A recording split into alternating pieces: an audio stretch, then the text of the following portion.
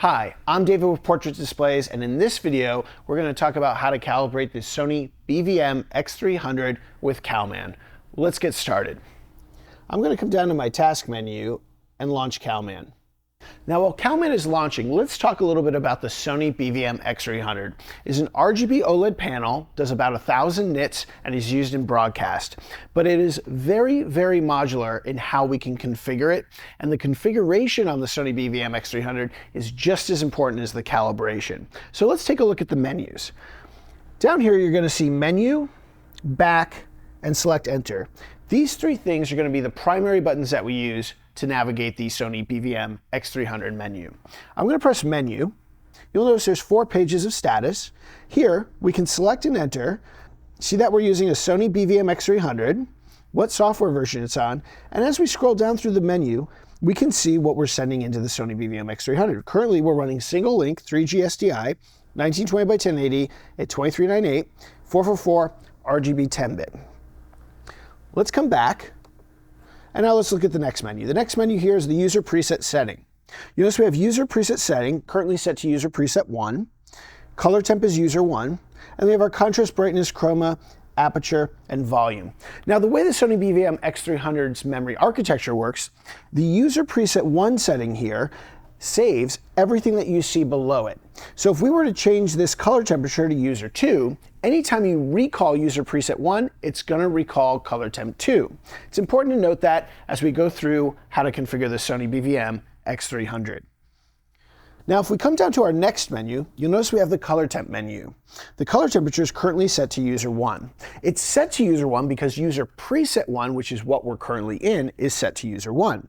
If I was to come back up to user preset, change the color temperature to user 2, back out, and come down to color temp, you'll now see we're in user 2. Again, if you're in user preset 1, anything under user preset 1 is going to be what is loaded into the monitor. Let's come back here and set color temperature back to user 1. Now, when we calibrate the Sony BVM-X300, we're going to use the color temperature adjustments here and adjust the gain and the bias. I typically never adjust the bias on these monitors, but if you needed to, the bias is right here, the gain is here. You can adjust it using the select button. Let's press back. Now, we also have something else with the Sony BVM-X300 that we can do. We can use an internal pattern generator, or we can use an external pattern generator. Right now, I have an AGA IO 4K Plus running SDI into the back of the Sony BVM-X300, and you're seeing a pattern from the AGA.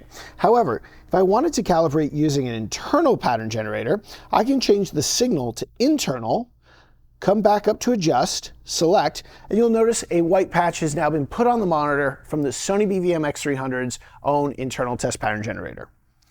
We'll come back out, and we're going to change this back to external since we're going to be working with the external generator today. Now, the next thing that's very important for calibration is coming down here to the user configuration menu.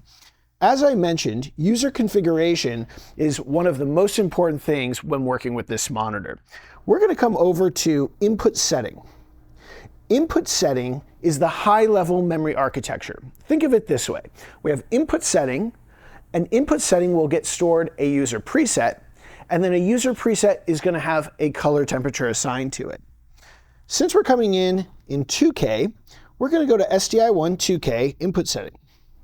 Input Setting is currently set to Input Setting 1. Input is set to Input 1. The interface format is currently single link 3G HDSDI. Signal format's auto. 1080 PSF is auto. RGB range, that's going to be setting whether we're in limited or narrow range or full range. As we come down to RGB range, again, we can set this to SDI full, or limited for narrow. Color space, currently in native.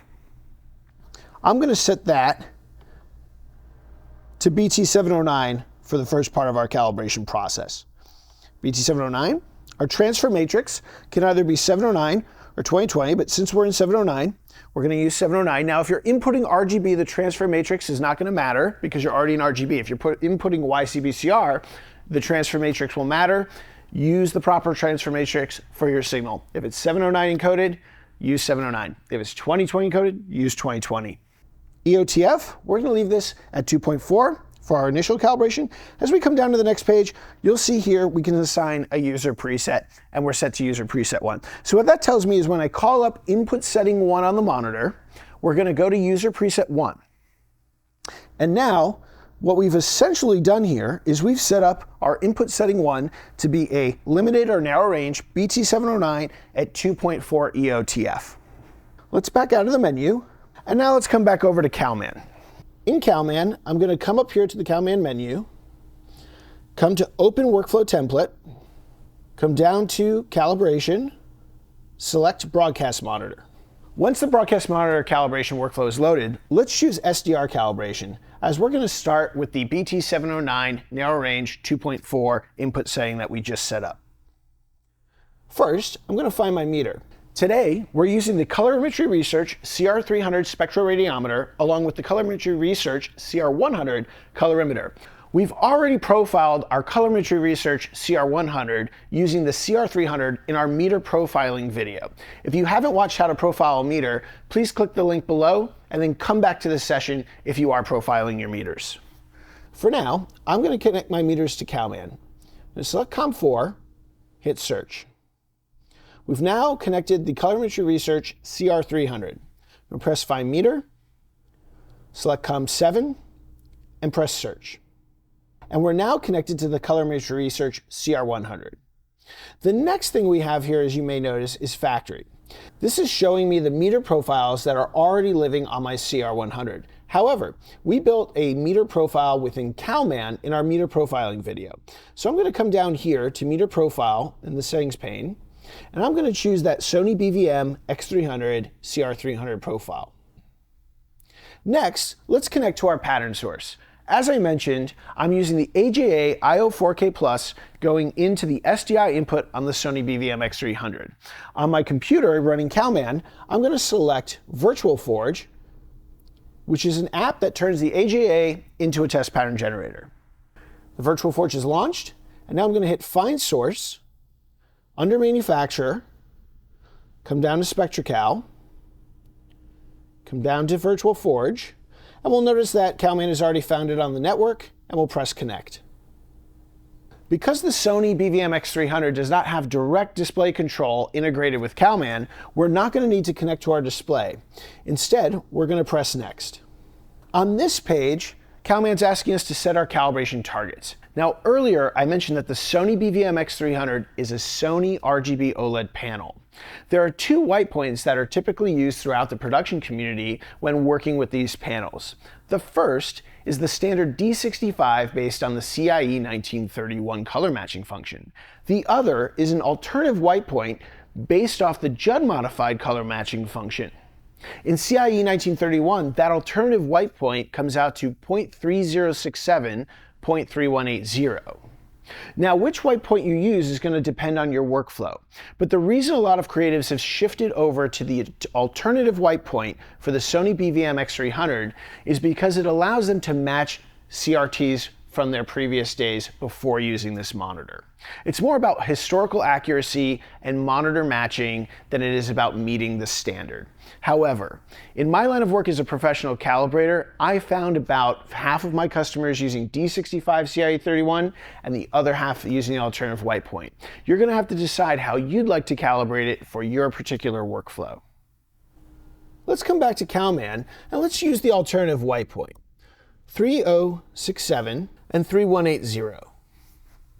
Color space is going to stay in Rec 709 sRGB, and the EOTF is going to change from BT1886 to Power 2.4. Now that we have our calibration target set, let's press Next. At this point, Calman wants us to take a pre-calibration capture so we can see how the Sony BVM-X300 is performing even before we start adjusting it. I'm going to do one more thing though. Since I'm using my CR100, I'm going to come up here to my meter. I'm going to choose sync mode on. I'm going to sync my meter by pressing Initialize Meter and get this synced up. We're currently running about 96 Hertz. Makes sense because I'm sending in a 239876 signal. And I'm going to come down here on the bottom right and hit Read Series. Now the reason I want to set sync on the CR100 is to speed up the calibration process. When you don't set sync and you use auto, the CR100 is going to measure sync each time it takes a reading. If you find you're getting instability in your measurements, you may want to use the auto mode. If you can, setting sync speeds up the entire process. Now let's take a look at our pre-calibration readings. Notice that the grayscale is a little deficient in blue. Our Delta E2000 on the grayscale has a max 2.3 with an average 1.5, still not a very bad calibration.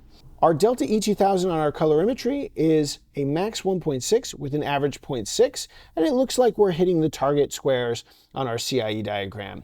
We're also at a max nits of 100. It looks like this display is well calibrated, but I think we can get it better.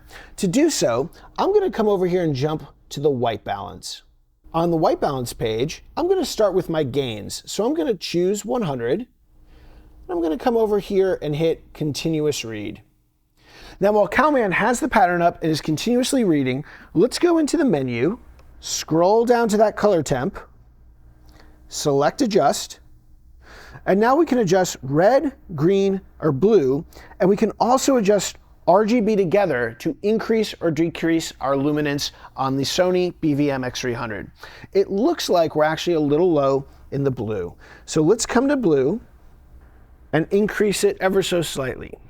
Now I can either look at the RGB balance chart, as it's a little bit larger, or I can actually look at the X and Y values on the data grid and bring this into that 3067, 3180.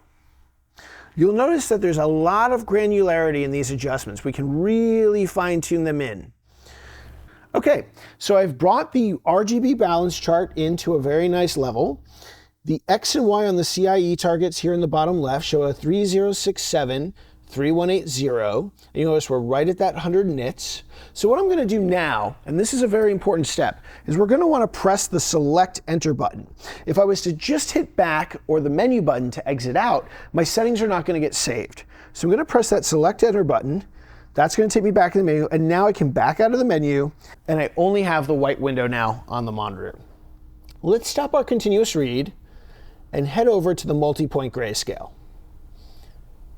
I'm going to do a read series here, but first I'm actually going to put up black, wait a few seconds. I was sitting on that white window for a little bit while we were adjusting. The panel might have heated up a little bit, so I want to give it just a couple of seconds here to cool back down, get rid of some of that image retention, and then come back to Calman and hit read series.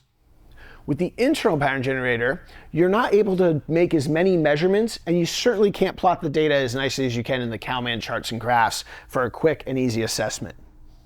Let's come back over to Calman. All right, it looks like we finished measuring. We've got a max Delta E2000 of 1.4, so we've certainly improved it, but we still have just a little bit error, maybe around that 65, 70%. If we want to get a little more granular with this, we can look at where that error is by choosing those patterns below. Looks like we might be a little high in the green or a little low in the red. So if I want to, I can try to even out my error. I'll press menu, toggle down to color temp, select adjust gain bias. And now what I'll do is I'll take the red and I'll just increase it a couple units. Take the green, decrease it a couple units, press select enter. This might also adjust my luminance, so we'll take a look at that, but let's see if we can get this max delta E from 1.4 just a little lower. So I'm going to go back down to 0, wait a couple seconds, and then we'll hit read series. Now the other thing that's important to note is we are in a studio environment where we do have some bright light shining on me, shining on the monitor. The meters don't understand the difference between the light that's shining on me and the light that's coming off the monitor. It's one of the reasons we always recommend calibrating in a dark room if you're able to. So we may be getting a little bit of light contamination from that, but we're still getting excellent results. Okay, so as you can see, the multi-point grayscale is now measuring a max delta E of 1 with an average of 0.5. We are hitting, if we scroll down here on the data points, we are hitting 100.4 nits. So we've made it better by doing our slight adjustment. I think we might be able to get this a little better. I want to see if we can maybe get this under 1. So I'm going to press menu.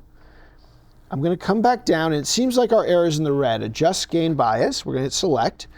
Now let's come back over to the red. We're going to take that from 1011 to, let's go up to 1014. We're going to hit select enter to save it, and we'll menu out. And let's do one more sweep here to see if we can get this just a little bit tighter than we were at a max delta E of 1. Okay. So our multi-point grayscale is completed. We've got that max error now just under 1 at 0.9. Our average is at that 0.5, but we have reduced a little bit of lumens here. We're now at 99.84. So I'm going to do one more adjustment for us. Hit menu, come back in, select that color temp, select adjust gain bias, and now I'm actually going to take the RGB and increase that maybe 3 numbers. Hit select enter. Press menu to exit, and let's take one last reading to see how good we got this. You can really go down a rabbit hole and continue to try and refine this. At some point though, you'll find you've got it about as good as it's going to track, and you're going to have to move on. And again, keep in mind that we do have some bright lights shining on the display. The probes don't know the difference between the light coming off the display and the light that's shining on the display, and therefore we might have some error that's being introduced simply because we have some ambient light in the room. It's always best to do your calibrations in a controlled environment and a dark room when possible. Okay, so if you look, our max delta E2000 is now down to 0.8 with an average of 0.4, and our 100% here is now tracking 100.1435 nits. So we're hitting that 100 nits, 2.4 EOTF. We've got a max delta E2000 of 0.8, so we're under 1 across the entire measurement range, and we've got an average of 0.4. That's excellent for a display. And now I want to move forward. We might be able to tweak this a little bit more, but let's move on to the next step. I'm going to select color space setting here in the workflow. And now let's do a read series. Now Calman's going to measure the outer edges of the color space so that you know that you're working in the color space that you expect. For us, we're tracking BT709 in the Calman workflow, and we're measuring BT709 on the Sony BVM-X300. I'm still going to want to do some additional validation later though, because I really want to know what's happening inside the color space and inside the color gamut mapping. But let's take a look at Calman and see how this came out. It looks like we're tracking the color space we expect, just like we were when we started the calibration. And our max error is 0.6 now with an average of 0.4. Let's jump to a post-cal capture just so we can do a quick sweep, measure the AOTF and the color space, and see how we compare from our previous measurement pre-calibration. Okay, so our post-calibration capture is completed. We've got that max 0.9, so it looks like we have a little fluctuation on our grayscale as we measure it. We have an average of 0.4. We are tracking that 100 nits. We're tracking our 2.4 EOTF. And we have a delta E2000 on the colorimetry at a max 0.5 versus an average 0.4. Let's do a little more validation though. I'm going to come over here to additional validation and select the color checker. I personally love using saturation sweeps and the color checker to look at what's really going on inside of the color space. Sometimes you'll have excellent results on the edge, but the inner values are not mapping properly, which is where most of the content's going to live. This allows us to know if something else is wrong that we really need to address. Okay, the color checker is completed. If we take a look at the CIE diagram here, we're going to see, oh, just about everything is nailing its target. If we come over to the delta E2000 chart, we'll see we have a max 0.7 with an average of 0.3. So at this point, I'm confident that we have the display in the right range, the right color space, the right color temp setting for the white point, and we're tracking colorimetry just as we expect. That's our SDR calibration on the Sony BVM-X300. However, if you want to calibrate HDR, let's go back to the welcome page, and we'll choose HDR calibration. Now we don't have to reconnect to our pattern source, our meter, or our display. We're just going to jump through to the calibration targets. On our calibration targets page, we're going to have to choose what calibration targets we'd like to hit. If you're using an alternative white point like we were for SDR, we'll want to use that same white point if we're targeting D65. Otherwise, you'd have a white point shift between what you're color grading or working with in SDR and then what you're color grading and working with in HDR. So you want to use the same white point once you buy into either the alternative white point or the CIE D65 white point. I'm going to change our white point to 3067, 3180. And now we have a choice of setting up our color space and our EOTF. A very common workflow in HDR is to set up the Sony BVM-X300 for P3, D65, SD2084. So let's go through the input setting menu and build that input setting. I'm going to press Menu, come down to User Configuration, choose Input Setting. And now again, I'm currently sending in SDI1, a 2K signal, so I'm going to press Enter. And now Input Setting 1 has now been calibrated for SDR. I don't want to touch Input Setting 1, but let's set up Input Setting 2. So we'll select this to 2. And now this went to Input 2. I'm not going to go to Input 2. I'm going to change this back to Input 1, because that's what I'm sending a signal in on. And let's work our way down the list. Signal Format Auto, 1080 PSF, I'm okay with Auto. I'm going to leave this RGB range in Limited. Color Space, let's set that up for that DCI P3. Now I'm setting in RGB, but DCI P3 doesn't have a matrix. Therefore, I typically set these up for BT709 because most color grading systems are going to output YCBCR in P3 with a BT709 matrix. Let's come down to EOTF and change this to SMPTE ST2084 HDR. Let's go to the next page, and now you notice we're still in User Preset 1. We're going to set this to User Preset 2. Why? Because User Preset 1's been optimized for 100 nit BT709, but I want to try and optimize the Sony BVM-X300 for 1000 nits. That's going to change the color characteristics a little bit as the heating and the cooling is going to change on the panel. So if we set this to User Preset 2, we can now back out of the menu and come over to the user presets up here. User preset 2 is currently set to D93. Well, we want to calibrate the monitor, so I'm going to change the color temperature from D93 to user 2. When I calibrate a Sony BVM-X300, I like to match my user preset and color temperature just to keep them a little more organized in my mind of what is assigned to what. Now let's back out of the menu, come down to color temp. You'll notice now we're in user 2. So now we can back out of the menu. We've now got the monitor set up for limited, ST2084, DCI P3, and we're going to calibrate to that 3067, 3180 white point. Come back over to Calman, change our color space to match at DCI P3. Now let's press Next, and let's come here and let's clear our tab data from our previous calibration in SDR. And now let's go to the bottom right-hand corner and hit Read Series. Okay, as we can see, our pre-calibration has minus blue throughout the grayscale. We are tracking a pretty decent EOTF here against the ST2084 curve.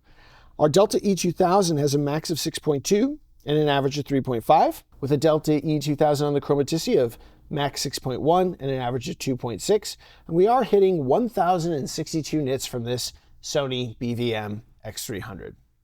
Next, let's head over to the white balance. Now, remember I said that when you're measuring a panel and you're sitting on white, it's going to tend to heat up. On an RGB OLED, these panels can suffer from image retention, also described as burn-in.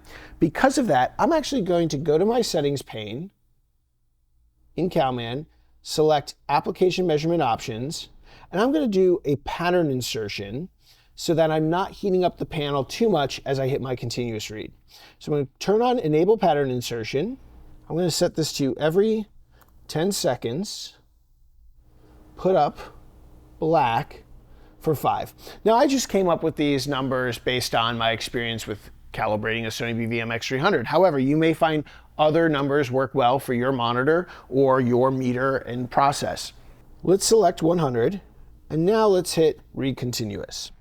We're going to press Menu, come down to Color Temp, select Adjust Gain Bias.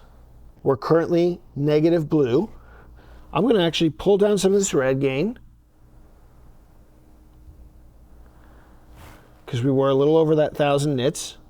I'm going to pull red actually down to 1000 here. Let's put red at 1000, and let's match green and blue.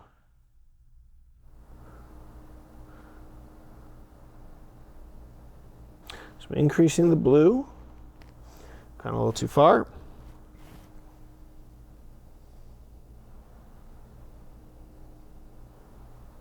And I'm just going back between my red, green, and blue, turning them up, turning them down. I can look at this RGB balance as it's very large. Or I can look at my XY data, where I'm currently at 3061, 3174. Okay, I've got my RGB balance pretty flat between the red, green, and blue, and I'm currently measuring 3066, 3181. So I'm right on top of my target. I'm a little over 1,000 nits. I'm gonna press that select enter, because remember, if you don't press that, you're gonna lose your settings. Press select enter, back out of the menu, and now let's hit stop. My next step here is going to be similar to our SDR. We're going to switch over to the multi-point grayscale. Let's go to the left side of the pane, hit multi-point grayscale. And now let's come down and put black up for the time being, because we were sitting on that white for quite a little while. I don't want the panel to overheat, so I'm going to leave black up for just a few seconds here. And now let's hit read series. With most displays, you'll find that when you're running them in a high luminance mode, they become a little less stable and a little less predictable. Additionally, when they sit on these very high brightness patches, their thermal characteristics are going to change, and that can alter your calibration.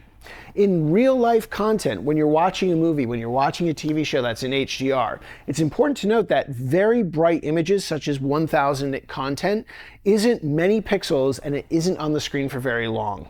Meaning we're putting a large portion of pixels up here, a 10% window that's hitting 1000 nits for a significant amount of time. Most content in high dynamic range is going to be under 200 nits, so the panel is not going to sit and get that hot with most real world content. Okay, let's take a look at our results. We've got a max Delta E 2000 of 0.8. We've got an average of 0.5. We're hitting 1010 nits with an X at 3063 and a Y at 3176. And as we look at the RGB grayscale here, it looks like we're going a little low on the blue, around 30%, and a little high on the blue as we get higher. We're tracking that EOTF curve pretty nicely. Let's see if we're able to right-click on this RGB balance chart, and let's see if we can zoom in just a little bit. I'm going to change this to a manual axis. I'm going to change this a little more because I like to get really granular with what I'm working on. So I changed my minimum to 98 and my max to 102. You can see we have this little dip in the blue, and then it comes up a little bit above. Because I'm seeing this variation, I'm going to assume that I have this averaged out pretty nicely based on the readings. Not to mention our delta errors are extremely low. If we want, we can change from Delta E 2000 to take a look at Delta ITP. If we look at Delta EITP, a common metric used in high dynamic range content, we're looking at a max error of 0.3 with an average of 1.6. Another trick in Calman would be to right-click on this Delta EITP chart, select Properties, turn off the luminance error. If we turn off that luminance error, what we're looking at now on the chart is how big is the error for the chromaticity. That would be your RG and B gain and bias here. If I hover over 30, it looks like we have 1.8, and that looks to be our max. So our chromaticity error is about a 1.8 max in the blue, about 30% luminance. What I could do if I wanted is I might be able to push that a little bit higher on the top, but if I push that a little higher on the top, in Delta EITP, the error might not change a bunch, and it might get a little better at the bottom end, but in Delta E2000, that error is going to increase at the top and probably won't get as better on the bottom end. Let's call this good for now, and if you want to keep adjusting, you certainly could.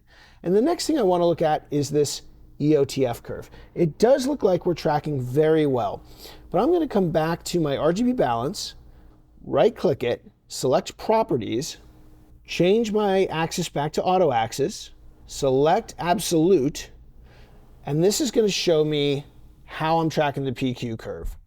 Right now I can see that I'm tracking very well up to about 30%, and then I have a little extra luminance here. What that means is I'm coming up a little bit on the luminance. With the SMPTE SD2084, also known as the PQ curve, the perceptual quantizer, I really want to track the EOTF as well as I can, as high as I can. Again, most content's going to be on the bottom end of the curve in HDR. It's going to be that 100 nits, 200 nits, 300 nits. The content is going to be up around 1,000 nits. It's going to be a lot less content that you're watching that goes up there. So it's important to get the lower end really well. And when I like to calibrate HDR, I like to make sure I'm tracking that curve because it is an absolute format. So let's press Menu. And let's come back down to our color temp. We'll select it, we'll hit adjust gain, and now what I'm going to do is I'm going to just reduce my luminance by maybe 10. So I'm going to take it down about 10, I'm going to hit enter, press menu, and I'm going to take another reading here by hitting read series in Calman in the bottom right hand corner. What we're looking for is we want to try and flatten that out. We want to try and get that a little better. What we might find is by reducing the luminance slightly, we're able to improve our delta E. I don't know if we will, but let's find out. Okay, so our color temp has shifted ever so slightly. It does look like we are tracking that EOTF curve a little bit better, but I'm not quite hitting where I want to hit with my color temp. So I'm going to come back to my white balance. I'm going to hit that read continuous, and I'm going to try to tweak this just a little bit better to get us balanced while tracking that EOTF curve. Let's come back to blue, bring that down.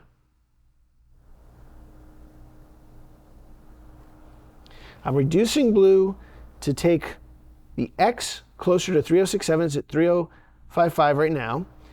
The Y is at 3174. I'm going to continue taking some blue out.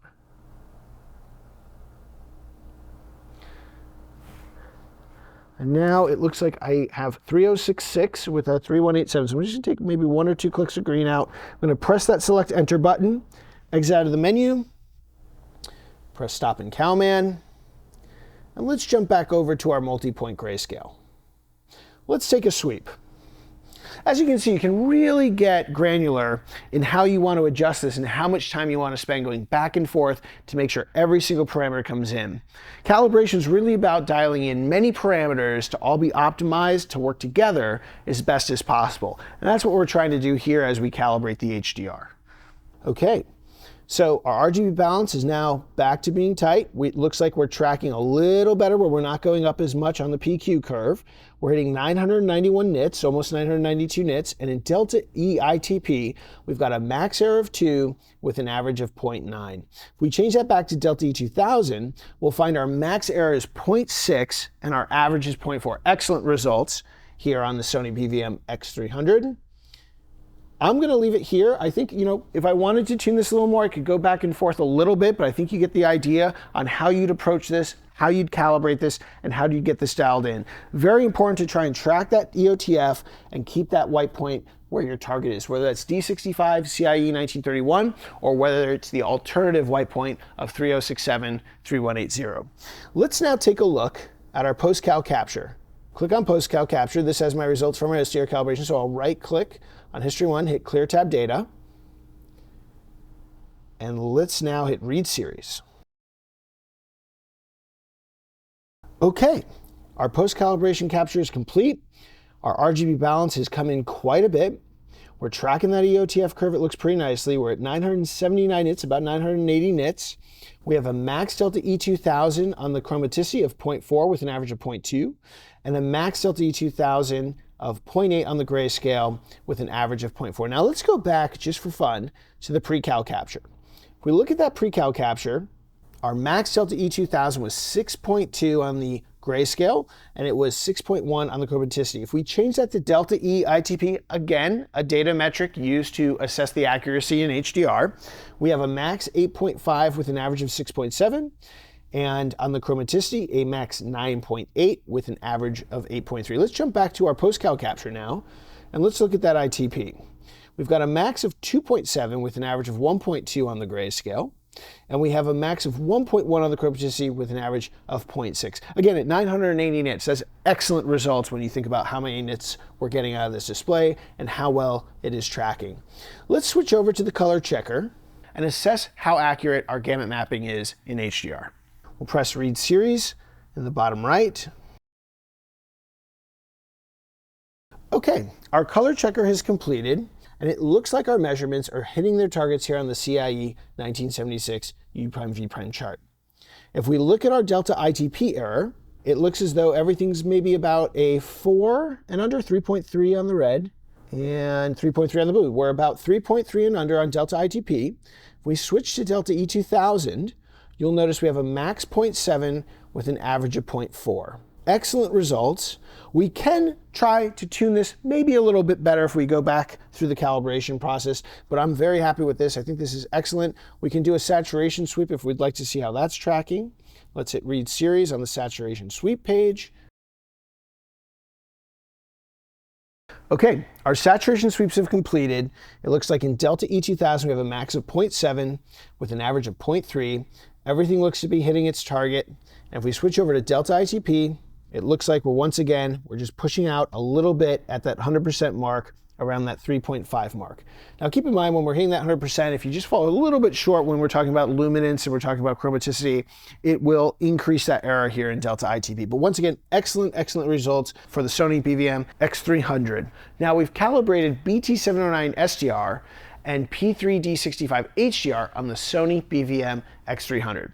Now I'd like to talk to you about how you can recall those input settings for yourself or your operator when they're using the monitor. There's a couple of ways to approach this.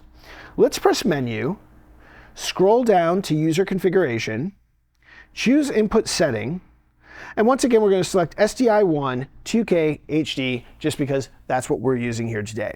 We'll select it. We do have 3 pages here. We're going to scroll down past the settings we set up, and we come to a page called Input Settings Skip. Input Settings Skip applies to the input setting buttons on the front of the monitor down here. You notice you'll have an SDI1, an SDI2. When you choose those input buttons by pressing them, they're going to toggle through the input settings that are not skipping. On this monitor, the user is not skipping input setting 1. So every time they hit SDI2, it's going to go to input setting 1. If they hit it again, it's only going to go to input setting 1 because it's skipping all the other input settings. This is one way to configure the Sony BVM-X300 for choosing input settings. If you wanted to, we could set this to not skip input setting 2. Now if we exit the menu and we choose SDI1 2K, I'll press it, you'll notice this now says input setting 2. If I press the same button again, I'm still on SDI1 2K, input 1, but I'm now on input setting 1. Press it again, I'm now on input setting 2. If I press it again, I'll come back to input setting 1. Now, let's go back in the menu. Let's scroll down to input setting, SDI1 2K, and now let's choose, once again, to skip. And now every time we press SDI1 2K, we're always going to go to input setting 1 for BT709. But I can also do this another way. Let's back out of the menu, and let's come down to this function button setting. So we're still in the user configuration, but instead of going to input setting, we're going to function base setting. Now if we press select, we currently have different markers or mono set up on our function buttons. But I could easily change my function button 1 to be input setting 1, change function button 2 to be input setting 2. Now, my operator or myself doesn't have to go through and cycle through the input buttons. We can go over to the F keys here, and I can jump between which standard I want. I hit F2, I go straight to input setting 2. I hit F1, I go straight to input setting 1. I really like using the function button keys when setting the input setting on the Sony BVM-X300. It allows me to choose my input and choose my standard with no confusion. If I want to switch inputs, I don't necessarily have to think about what input setting I'm on. It just makes it so much easier. I hope you enjoyed our video. We'll see you in the next one.